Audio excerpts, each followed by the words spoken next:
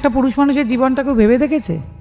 Nora Vincent অতি নামী feminist, হয়তো সবাই জানেন, জানি না যারা এখানে আমাকে গালাগাল করেন তারাই পড়াশোনাটুকু রাখেন কিনা। নোরা ভিনসেন্ট অতি নামী ফেমিনিস্ট সারা পৃথিবী। তিনি একবার ভাবলেন যে তিনি একটু পুরুষ সেজে দেখবেন 2 বছর, যে ঠিক এক্স্যাক্টলি কী ব্যাপারটা, মানে পুরুষ হলে কীরম লাগে।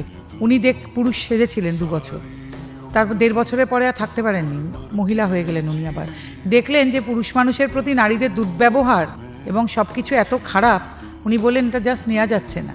Men are suffering. They have different problems than women have, but they don't have it better. They need our sympathy, they need our love. এবং ওনাকে তখন জিজ্ঞেস করা হয়েছিল যে আপনি কি মহিলা হয়ে তাহলে থাকতে ভালোবাসবেন?